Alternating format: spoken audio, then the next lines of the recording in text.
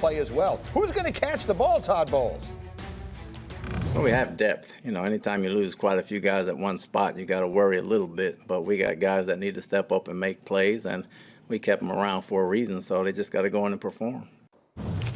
Diana, what? I mean, I opened it up by offering like this plea. If you can catch a football and you happen to live in the Tampa-St. Pete area, Tom Brady needs you. Who is he going to throw to on Sunday? Yeah, Todd Bowles has been really consistent with this. Have you noticed anytime there's been a problem with a starter or there's some injuries, what does he always say? Well, we've got lots of depth. Do they have depth that perhaps we don't know about? Because, guys, look at who's available. It's not great, right? So we know Mike Evans is out. Chris Godwin just comes back from this knee injury. Now he's got a hamstring situation that's lingering. I spoke to a source yesterday. It seems like this may be a long shot. Julio Jones, who knows with him? When he's out there and he's healthy, he's fantastic. But he can't stay healthy, so he's not very dependable right now. So what do you do if you're the offense in Tampa Bay right now if you don't have that many pass catchers? Well, you're going to look to your running back, right? You're going to look for Leonard Fournette to perhaps carry a load. But that just seems like a lot for him to do with all these receivers out for Tom Brady. Well, I mean, he can both run it and catch it a little bit. What do you think about the role that Fournette might play this week against Green Bay? Hey, strap it up. Put whatever you got to put on your body because it's going to be it's got to be one of those days. Yeah. I mean, look at it. I mean, Diana already pointed out. You know, Mike Evans out for suspension. Chris Godwin, you know, still coming back off the knee. Julio, you don't know where Julio. Nah. Where else can you go if you're Tom Brady? It's literally hand the ball off and throw it to Leonard Fournette. Those are really your only options. You didn't hear they signed Cole Beasley. Stand up. Yeah. Yeah. I mean, all hands on deck. I mean, they probably got a help wanted ad out there. But when you think about it, this is a bad matchup because Tom Brady, his frustration with Scotty Miller last week, he's in the doghouse, but you have to trust him. Rashad Perriman, he's a guy but you know that these guys are situational type of receivers. So as a defense, you know how to handle that. So it's going to be on Leonard Fournette. It's going to be one of those, phone booth type of games. Don't make any mistakes. Hope that, but you're talking about you got Aaron Rodgers on the other side. Right. So he doesn't make a lot of mistakes. And, he doesn't have great receivers either, but he knows, that he's going to have those receivers for the whole year. You knew you couldn't count on Julio Jones before the season started. You saw the frustration with the Saints last week. And Mike Evans tried to make it fall for the banana in the tailpipe. Right? He thought that he could go and appeal the suspension, and maybe he'll be able to play this week until help can happen. Listen, this is the fastest I've ever heard an appeal heard, within a week. Mm-hmm. And, the NFL didn't fall for it. And listen, this is going to be a tough game, and Brady's going to have to pull a rabbit out the hat. Well, look, I mean, last week they were able to win because they kept the game close and they waited for Jameis to make the big mistake. And he did several times over. To Bart's point, if there's one thing Aaron Rodgers doesn't do, he doesn't throw interceptions. So how does your buddy Brady win this game, Ninko, without any of his favorite weapons? Defense.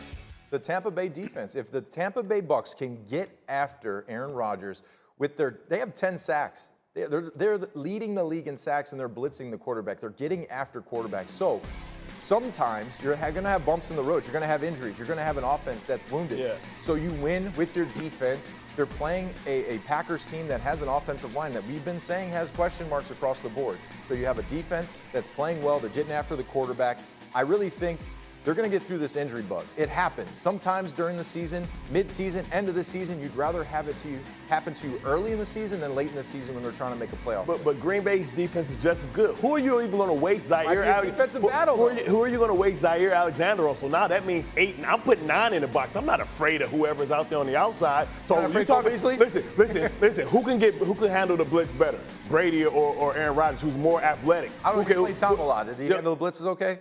Huh? Did he handle blitzes okay when you were with the Jets? Hold on, hold on. Oh, okay. Hold on. Okay. Can't wait. But how many people did we got to him though? And the recipe is if he can't go outside, he has to birth the baby. He can't buy time in a pocket like Aaron Rodgers. Aaron Rodgers is a guy who can beat you with his feet. So now I'm blitzing all up the middle because you talk about the Tampa offensive line as well. They're beat up and banged up as well. It's not just a problem at the receiver position. They can't protect time either. You saw him last week. Defensive battle. How about that? It does seem like what it figures to be. I couldn't even get that out. I'm so surprised by it. That in a game between Tom Brady and Aaron Rodgers, it figures to be the defenses that dominate on Sunday in what could be a critical game down the road. At the quarterback position, as long as Mitchell Trubisky takes care of the football and makes sure those decisions he makes is in the category of positive, the leash is going to be long for him. As quick as we want to perhaps see the potential of a young rookie quarterback step in, because it is exciting and I'm hearing great things about him. I have for months, on the field, off the field. The sense I get from the Pittsburgh Steelers after having conversations with them for weeks now is they are fine with Mitchell Trubisky and what he's able to do at this point. All right, so look, the fans are chanting Kenny, Kenny, Kenny. But you don't get to be the Steelers with all their consistency and Tomlin with all his winning if you listen to the fans. Yep. So I get that part of it. Diana is saying they're going to be patient. Bart, is that the right strategy? If he struggles, I think you got to make a change. When you look at this fast, we're talking about struggles tonight. They get a mini bye, like a little, 10 days off, then they play the Jets. Would you make the change that fast? Yes, because when you look at it, the dynamic is changing, right? You start hearing Chase Claypool starting to complain, talk about not getting explosive plays. Listen, Kenny Pickett isn't some spring chicken. This guy's like 24 years old. He's one of the oldest quarterbacks. He was older than all the quarterbacks drafted last year, right? So I think he's an experienced guy. He's been in the moment. He's experienced. He played a lot of games in college. And you can't lose the locker room. And it sounds like they're starting to lose the locker room, and the locker room's starting to lose faith in Mitch Trubisky. They may have to make a change to try and generate a spark, because we didn't expect the Pittsburgh Steelers to be in this situation. Everybody in the AFC lost last week, so they're still in good enough position to maybe get a wild card. Yeah, look, they beat Cincinnati week 1. It was a terrible win from an offensive standpoint. And then you obviously watched every snap last week as they played the Patriots. What are you seeing in Trubisky right now? Well, there's the old saying, no risk it, no biscuit. Or no biscuit, no risk. Whatever. You had it right the first time. Go ahead. There you go. You have to take some chances. When you look at this offense, they're just kind of middle of the road. They're not taking any shots down the field, and you have a receiving core that is very talented. And something that's telling to me, when you watch after the play and you see a throw that's made, one of the interceptions last week against the Patriots, there was a receiver on the other side of the field. When he threw the ball, he started jumping up and down and kind of did the jump and spin thing. And when you start to do that, when you see receivers jump up and they're like, ugh, I was open. That's the frustration that you're talking about, Bart. When you have a receiving core that they can get open, and they're talented, they are a fast group that can get open, and you have a quarterback that's not taking the chances and not throwing the ball accurately down the field, you start to feel that in the locker room, of that frustration offensively. Hey, we can do this. We're not getting the ball. So that's how one group might feel about it. But then let's talk about the offensive line, D. Wood, which you know better than anybody. They may have explosive weapons, but if you watch them try to run the ball, they can't. Najee Harris is getting hit in the backfield on every single play. They don't really have time to throw. Can you put a rookie behind that offensive line? No.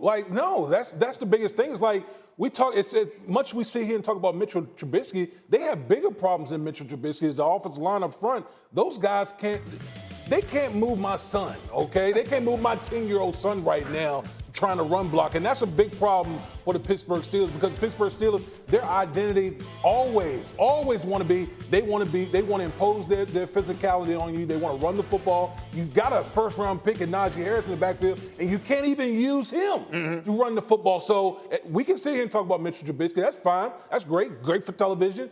But the problem is the offensive line. And if you put the rookie in, you can't take him back out. Right. What if he struggles? Then what? Where are you at if you're Pittsburgh? It's the move that you can't unmake. It's the same conversation that we were having in San Francisco. Final word. I feel like sometimes a young player, when they come in the game, they got nothing to lose. They're just gonna go out here. I'm a young rookie. Oh yeah, throw a couple interceptions. I'm a rookie. It's okay. But at least he's gonna take shots, because you saw him in the preseason. What did he do? He pushed the ball down the field. Made some big plays too. We'll see. Look, the team.